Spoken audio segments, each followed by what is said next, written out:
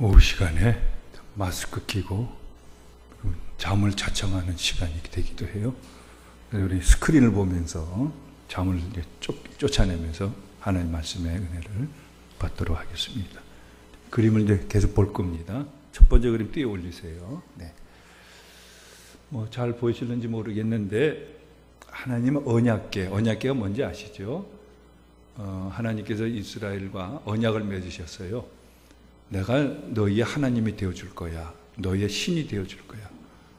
너희는 내 백성이야. 너는 내 백성답게 살아가라. 약속해 주셨어요. 그 약속의 증거로서 이제 십계명을 비롯한 계명을 주세요. 그리고 약속의 증표로서 언약궤를 친히 하나님이 새겨 주신 돌비를 넣은 이 상자가, 박스가 이게 언약궤입니다. 하나님이 임재하시고 하나님이 우리와 함께 하시고 우리는 하나님의 백성이라는 그런 언약을 늘 상기시켜주는 것이 언약궤입니다. 이게 예루살렘에 고정된 성전에 지어져서 거기에 지성소에 안치되기 전에는 광야 생활에서 늘 회막에 안치가 되어져 있고 회막이 움직일 때마다 언약궤도 따라서 움직여요. 그래서 사사시대 말기가 되어졌는데 장로님 좀 내려가 계셔서 저 보시죠. 불편하실까요? 이걸 보셔야 되니까. 예, 그렇게 하십시오. 보이세요? 예. 그래서 이제 사사시대 말기에 또 블레셋, 이쪽에는 주로 블레셋이 거하고 있어요. 블레셋은 지금으로 치면은 이스라엘보다 문물이 군사력이 훨씬 월등해요. 그래서 언제나 이스라엘의 가시와 같은데 이 블레셋이 또 아벡에 집결해가지고서 이스라엘과 전쟁을 하려 그래요. 첫 번째 전쟁에서는 이스라엘이 패배를 합니다. 크게 패해요, 블레셋한테. 그래서 이스라엘이 어떤 강구책을 세우느냐 하면 실로에 있는 하나님의 언약궤를 모시고 오면은 하나님이 우리를 이겨주시겠다. 그래가지고 실로에 있는 하나님의 언약궤를 에벤에셀로 모셔와요. 이스라엘은 이제 하나님 언약궤가 이 전쟁 때 한복판에 있기 때문에 하나님 우리를 이기게 해주신다. 자신만만했고 상대적으로 블레셋은 이스라엘의 신이 이 전쟁터 한복판 여기 와 있다. 우리 큰일 났다. 그리고 블레셋은 더 자기들의 신을 앞세워가지고서 더 정신무장하고 모든 병력이라든지 무기를 더 든든하게 이렇게 챙깁니다. 여러분, 이 과거 이 성경시대에서는 전쟁이라는 것은 어떤 개념이냐 하면은 사람들끼리의 싸움이 아니라 저희들이 믿는 신들의 싸움이었어요. 그걸 흔히 뭐라 그러냐면 성전이라 그래요. 요즘도 지하들하고 아랍의 좀 극단주의자들의 테러를 일으키고 하는 것을 성전이라고, 자기들 성전이라 그러잖아요. 신들의 싸움이라는 거예요. 그래서 에벤에셀의 언약궤를 딱 데리고 모셔오니까는 블레셋은 더 신중하고도 막강한 전투력을 총동원해가지고 싸워요. 하나님 언약궤가 여기 있음에도 불구하고 이스라엘이 또 두 번째 큰 참패를 당하고 이번엔 언약궤마저도 블레셋을 빼앗겨버려요. 그래서 이 블레셋이 이스라엘에게서 빼앗은 하나님 언약궤를 어디로 가져갔느냐 하면 아스돗 다곤 신전에다가 그걸 모셔놨어요. 아스돗에 있는 다곤 신전에다가. 근데 그 다음날 아침에 신전을 열어보니까는 다곤 신상이 하나님의 언약궤 앞에 팍 엎드려져 가지고 깨져 있어요. 그리고는 이 아스돗 일대에 전염병이 막 돌아요. 이제 두려워가지고 겁이 나가지고 그래서 급히 하나님의 언약궤를 이번에는 계속 블레셋 진영이에요. 가드로 옮겨놨어요. 여기서 똑같은 일이 일어나요. 가드에 있는 또 다곤 신상이 하나님 언약궤에 다 깨지고서는 전염병이 가드 지역을 또 휩쓸어요. 무서워가지고 이 이스라엘의 하나님의 언약궤를 여기 모셔놓는 데마다 이 재앙이 일어난다. 그래가지고 불이 났게 이걸 에그론으로 또 옮겨요. 에그론에서 똑같은 일이 벌어져요. 그래서 이들은 도저히 우리 블레셋 진영의 이스라엘 하나님의 언약궤를 모셔놓을 수가 없다. 이걸 돌려줘야 되겠다. 그래가지고 베세메스가 이게 이스라엘의 지역이거든요. 이스라엘 지역 베세메스로 하나님의 언약궤를 이제 보내려고 그래요. 그때 어떻게 하는지 아시죠? 블레셋이 새로운 수레를 만들고서 거기에 하나님의 언약궤를 올려놓고서는 송아지를 놓은 젖이 나오는 암소 2마리로 새 수레를 끌고서 베세메스로 보내요. 그때 블레셋 사람들이 생각해요.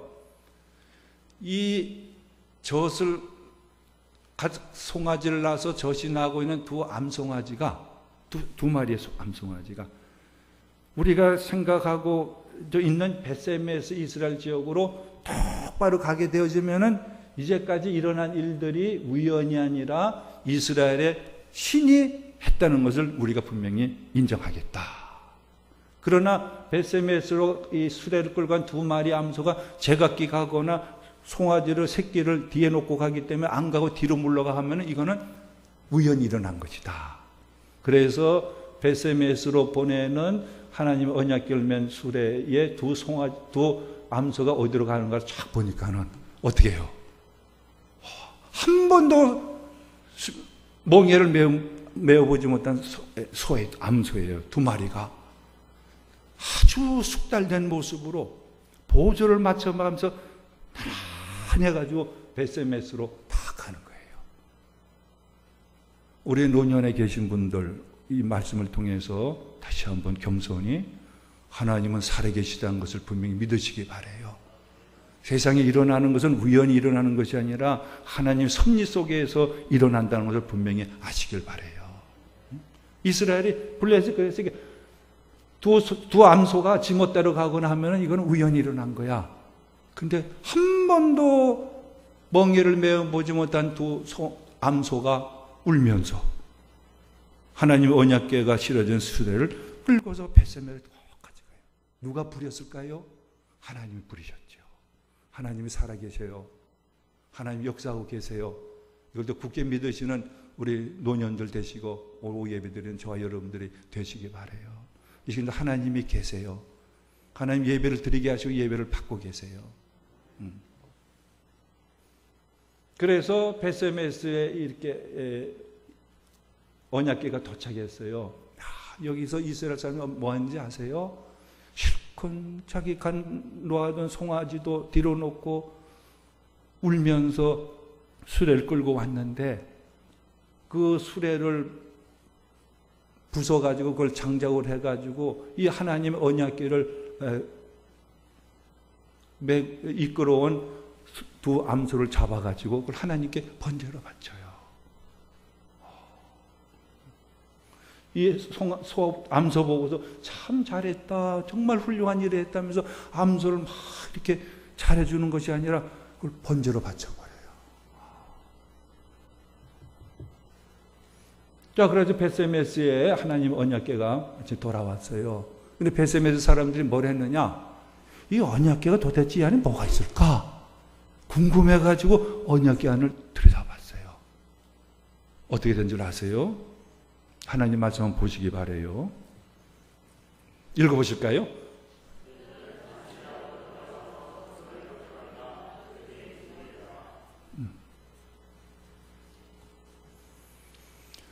언약궤 안이 어떻게 생겨 들여다봤어요.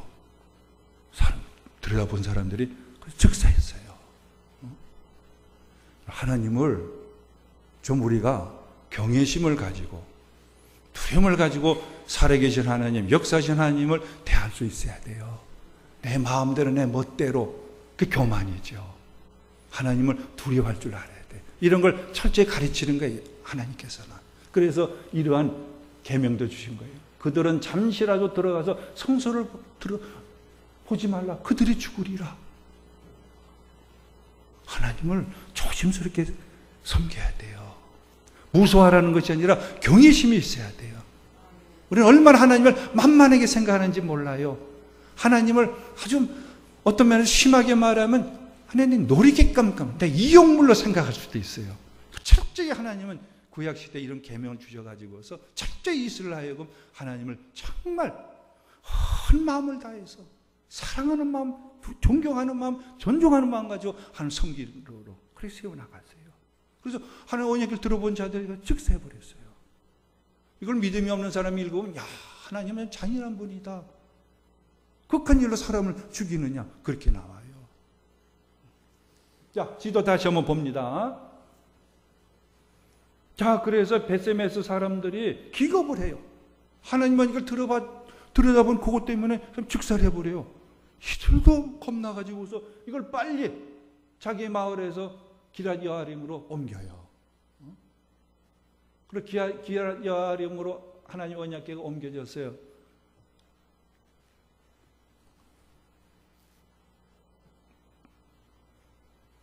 그러면서 여기서 20년을 방치가 돼요. 사울 시대에도 이 하나님의 언약궤를 어떻게 해야 된다는 걸 전혀 생각하지 않고 완전히 잊어버렸어요. 방치를 해놨어요. 20년간.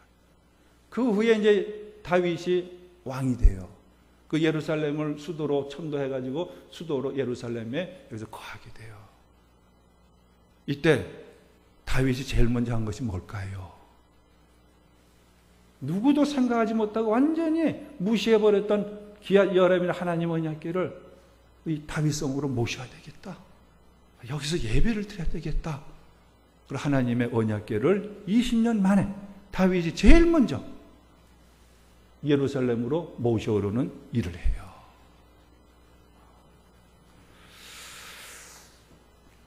그래서 어떻게 했느냐? 다윗은 최선의 방법을 가지고서 최대한의 정성과 성의를 다해 가지고서 역시 새 수레를 만들어 가지고서 거기에 하나님의 언약궤를 모셔 가지고서 예루살렘으로 이렇게 옮기려고 그래요.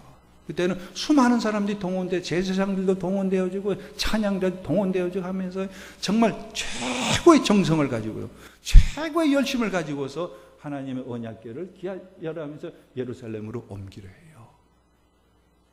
그런데 무슨 일이 벌어져요? 소가 끌고 가는 수레에 있던 언약궤가 소가 어디를 가다가는 그냥 꽁충 뛰어요. 소가 펄떡 뛰어요. 그러니까는 수레에 실려진 언약궤가 떨어지려 그래요. 그러니까 그 옆에는 우사라는 사람이 본능적으로 하나님의 언약궤 수레 떨어지라는 걸 딱 잡았어요. 어떻게 됐어요? 그도 역시 즉사해버리고 말았어요. 민수기 4장 15절의 말씀이에요. 한번 읽어보실까요?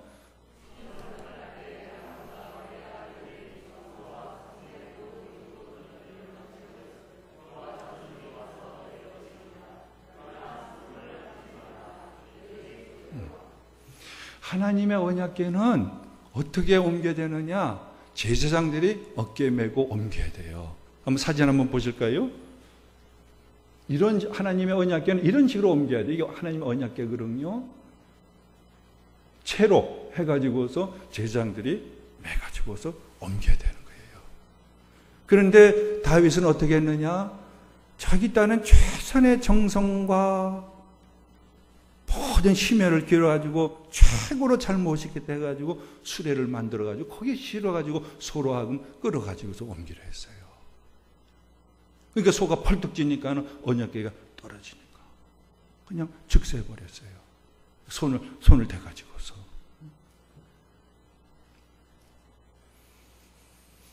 여러분들, 우리가 하나님을 사랑하는 것은 정말 좋아요.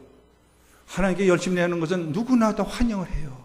하나님 열심히 없는 것이 문제죠. 하나님 사랑하지 않는 것이 문제죠. 하나님 사랑해야 돼요. 열심을 내야 돼요. 그러나 중요한 것은 하나님의 방식대로, 하나님의 원한대로 사랑을 바치고 열심을 바치고 힘을 내야 되고 하나님을 섬겨야 돼요.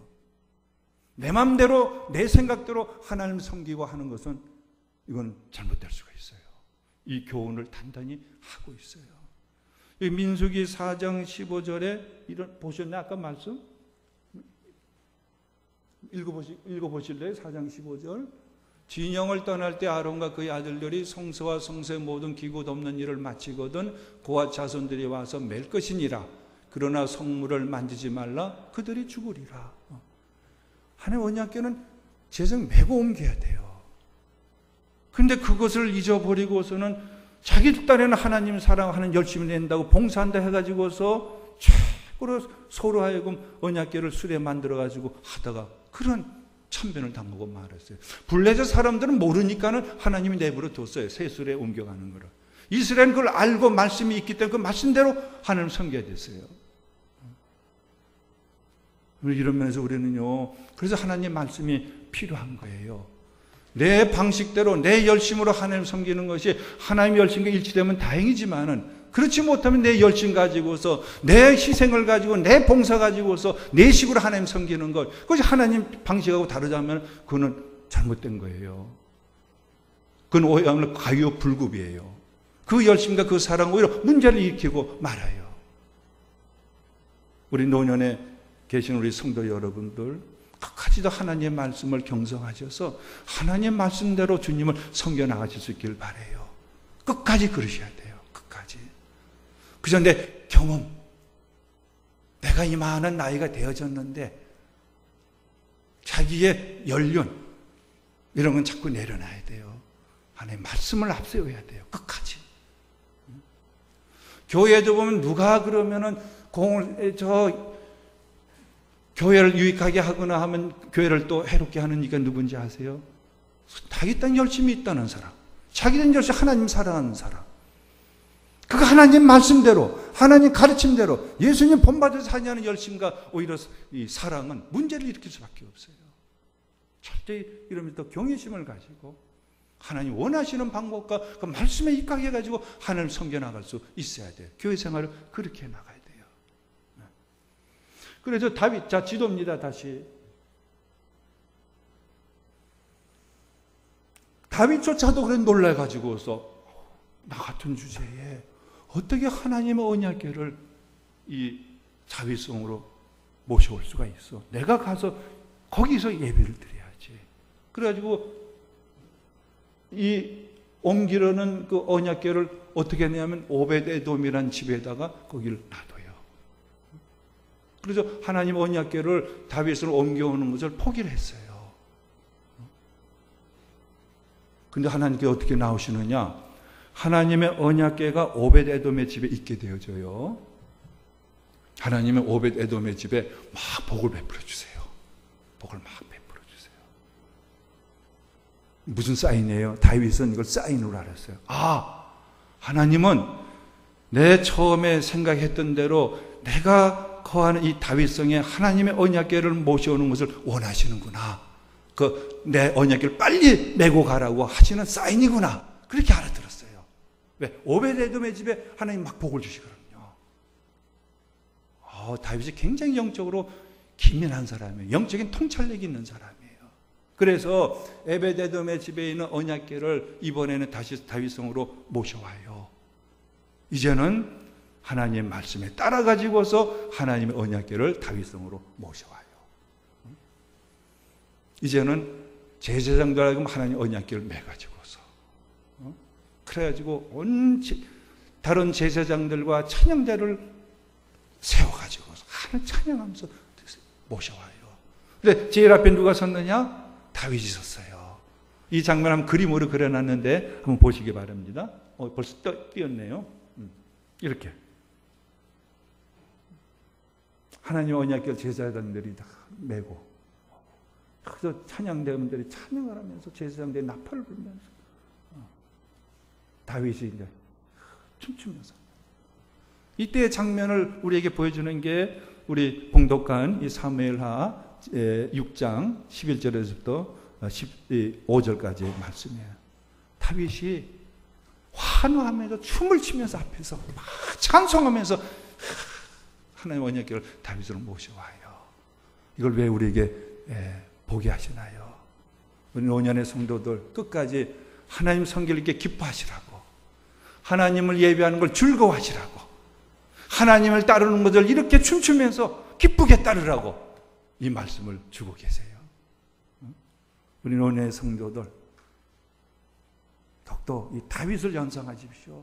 하나님의 언약궤를 따라가지고서 막 찬송하고 기뻐하며 즐거워하면서 그런 영성, 이걸 더욱더 하나님께 구하시고 이런 영성으로서 끝까지 하나님을 잘 섬겨나가실 수 있게 되어지길 하나님은 바라고 계시는 거예요. 노년의 특권이 뭔지 아세요?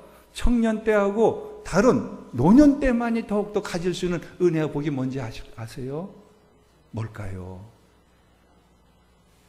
천국을 청년 때 왜 더 가까이 느끼고 더 가까이 온 곳을 알고 더 하늘나라를 소망하는 것, 젊은이들이 가질 수 없는 노년 때에 비로소 가질 수 있는 복이에요.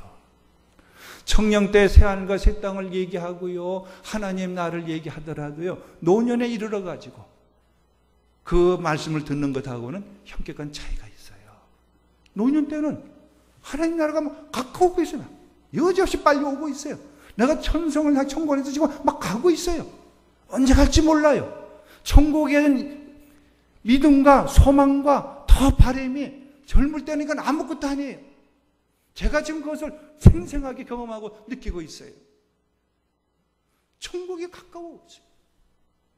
천국엔 기대의 설레감이 청년 때 아무것도 아니에요. 풍성해요. 내 좋은 천국에 들어간다. 천국에서 하나님 뵙고 성도를 뵙고 영원히 복락을 누린다. 이게 노년에 주시는 복이에요. 그저 외형적인 노년에 힘이 빠지고 쭈글쭈글해지고 뭐 하는 그거 보지 마시고 영적으로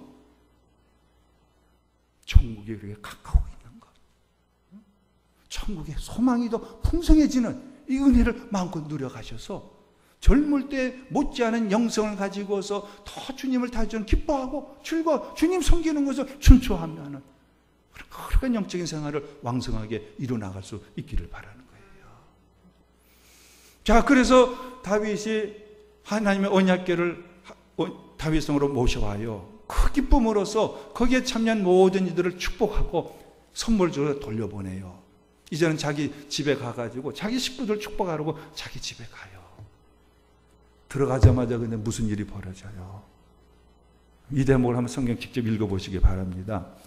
자, 우리 끝절 16절에도 읽어봤습니다만은 20절에서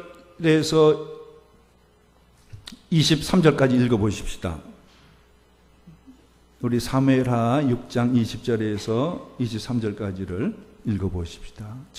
다윗이 백성들 축복했어요. 백성들의 복을 주고 돌려보내서 이제 이 축복과 이 기쁨을 식구들과 나누기 위해서 자기 집으로 들어갔어요. 어떤 일이 벌어졌는가? 20절에서 23절까지.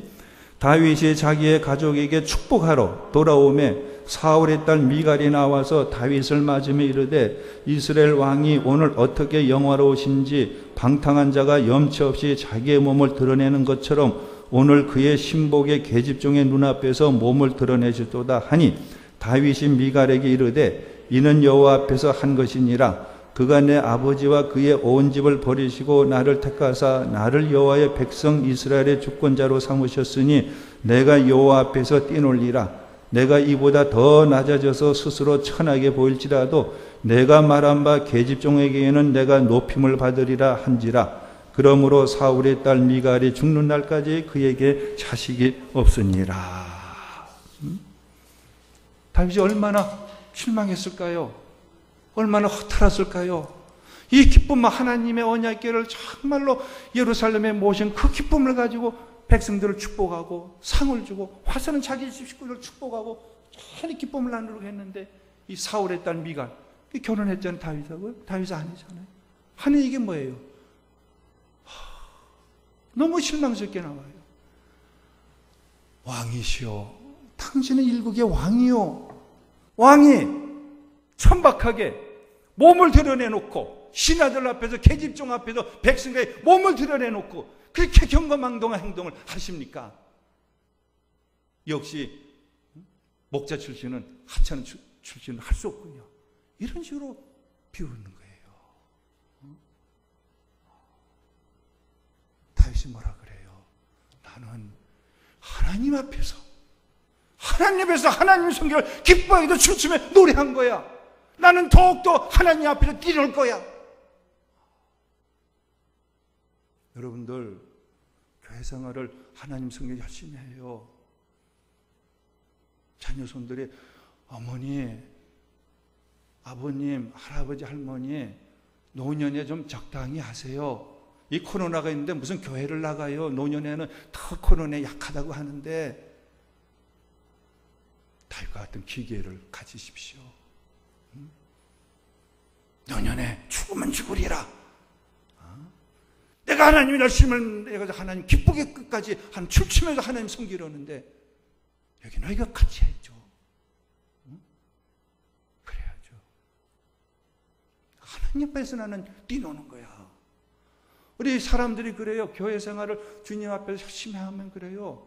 식구들 때로는 좀 적당히 해. 너만 하나님 잘 믿는 거야. 너만 신자야. 그렇게 왕따를 지켜버리고 비웃고 그럴 수가 있어요. 그런 사람 안 좋은 사람이에요. 사울의 딸 미갈이 어떻게 됐어요? 죽을 때까지 아이를 못 낳았어요. 하나님을 섬기는 흥을 깨뜨려 버려요. 하나님을 줄고 찬양하는 그 심령에 실망을 주고서 그런 신앙생활을 주저앉게 만져버려요. 얼마나 하나님이 슬퍼하세요. 하나님 얼마나 괘씸하게 여기세요. 그렇죠? 그런 것에 아랑곳하지 마시고 하나님을 이렇게 뭐냐 아낌없이 노년이에요. 이제는 다 하늘나라에 들어갈 거예요. 다 내려놓고 갈 거예요. 하늘나라는 이미 누가 가 있어요? 사랑하는 이들이 가 있어요. 성도들이 가 있어요. 이제만 더 하나님 나라 가깝게 보여져요. 필요없이 가기 위해 하나님을 이 좋은 천국으로 하나님께 불러주시고 이 천국을 가다 하나님 지켜주시니 감사합니다. 더 아낌없이 하나님 섬겨나가는 생활, 노년에 반드시 하나님께 바쳐야 될 노년의 모습인 거예요. 여러분들 이 말씀을 마지막으로 보시길 바랍니다. 고린도후서 4장 16절이에요. 우리가 낙심하지 아니하노니 우리의 겉사람은 낡아지나 우리의 속사람은 날로 새로워지도다. 우리의 겉사람은 나이가 들수록 뭐 다 낡아지잖아요. 다 병들고 조금만 하면은 힘이 들고 여기 넘어지고 저기 자빠지고 겉사람 자꾸 낡아져요. 속사람은 어때요? 더 천국이 가까워요. 더 주님이 함께 해주세요. 속사람 더 왕성하게 이 젊었을 때보다는 더 시간이 있고 더 여유가 있고 더 하나님 마음껏 섬길 수가 있어요. 속사람은 또 다윗처럼 뛰놀면서 하나님 섬길 수 있는 그게 노년의 신앙의 생활의 모습이 아니고 무엇이겠습니까? 이런 노년의 성도들이 되어주시고 이런 노년의 생활을 이루어갈 수 있도록 우리 젊은이 더욱더 기도로 더 모든 면으로도 격려해 주시고 축복해 주시며 잘 섬겨나갈 수 있어지기를 바랍니다. 오벳 에돔의 집 하나님의 언약궤를 모신 오벳 에돔의 하나님 복을 주셨어요. 하나님 끝까지 우리 노년의 성도들 지켜주실 거예요. 힘 주실 거예요.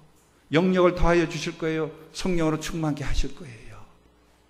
주님을 모신 그 기쁨이 더욱더 천국을 바라보면서 풍성해지셔서 베세메스를 향하여 하나님의 언약궤를 끌고 갔던 소들이 번제도 바쳐진 것처럼 하나님께 사나주거나 아낌없이 바쳐나가는 아름다운 믿음을 지켜나가고 선한 싸움 쌓아나가시는데 승리하신 성도들이 되게 해주실 것입니다. 이 믿음의 노년의 성도들 더 굳게 서시길 바랍니다.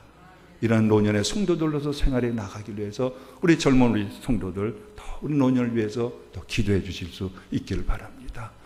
우리가 노년 중심 예배를 드릴 때 때로는 타올로도 이 예배 시간에 이렇게 좀 나눠드리고 끝난 후에는 삼계탕도 이렇게 끓여드리게 했는데 이번에는 그런 것이 없어요.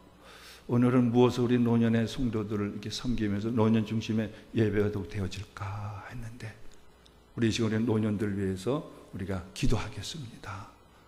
기도하는 것은 어떤 선물보다 귀중한 선물입니다. 우리 노년의 성도들 위해서 우리를 기도를 하겠습니다. 첫째, 말씀대로 하나님 우리 노년의 성도들 더욱 속사람을 거룩하게 해주십시오. 우리의 속사람을 더욱더 건강하게 해주십시오. 다윗처럼 주님을 모시고 섬기는 기쁨이 충만할 수 있게 주셔서 주님 앞에 뛰노는 영성을 가지고서 천성을 향하여서 기쁘게 달려가는 노년의 성도들이 되게 해주십시오. 이런 노년의 성도들도 하나님 함께해 주십시오. 또 하나님의 말씀으로 충만하셔서 우리의 연륜이나 우리의 경험을 앞세우지 않게 하시고 날마다 하나님의 말씀을 앞세워서 하나님의 말씀 중심으로 하나님 사랑하고 교회를 사랑하고 성도들을 사랑하고 가정을 사랑하면서 나를 위해서 기도해 가시는 말씀 충만, 성령 충만한 우리 노년의 어른들 되게 해주십시오. 이런 기도 제목 가지시고서 우리 함께 기도하겠습니다. 들어 이렇게 어려운 가운데서 노년 중심 예배를 드리게 해주셔서 감사합니다. 특별히 노년에게 주신 말씀이 우리 노년들의 심령 속에 더욱 하나님 빛이 되게 하시고 권세와 능력이 되게 해주시고 성령 충만이 되게 하여 주시옵소서. 다윗처럼 더 갈수록 주님을 섬기는 기쁨이 충만해지게 하여 주시옵소서. 주님을 예배하는 것을 즐거움으로 삼을 수 있게 하여 주시옵소서. 벳세메스의 하나님 그 소절처럼 죽으면 죽으리라 하는 끝까지 주님에 의해서 모든 것 바쳐나가며 주님을 위해서 헌신 충성하는 생활에 승리해 나갈 수 있게 하여 주시옵소서. 오베데돔의 집에 복을 베풀어 주신 것처럼 우리 노년의 성도에 더욱더 하늘의 복과 땅의 기름진 복으로 더하여 주셔서 하나님이 나와 함께 주시고 끝까지 우리와 함께 주신 걸 더 믿게 해주시고 확신에 거하게 하여 주셔서 모든 아버지 믿음의 아버지 후배들에게 하나님 섬기는 본을 보여나가게 하여 주시고 승리해 나갈 수 있게 하여 주시옵소서. 이런 아버지 어른들을 잘 섬기는 우리 교회가 또 되어지게 하여 주시옵소서. 다윗 같은 아버지 열심히 있게 해주시고 지혜로운 아버지 하나님이시여 솔로몬 같은 지혜를 가지고서 하나님 말씀 중심으로 하나님을 잘 섬기는 교회 생활을 복되게 하게 하여 주옵소서. 성령 아버지 강림절 오후 예배를 이렇게 또 동시에 드립니다. 우리 모두에게 늘 성령으로 충만케 하여 주시옵소서. 감사하고 주 예수 그리스도의 이름으로 기도드렸나이다. 아멘.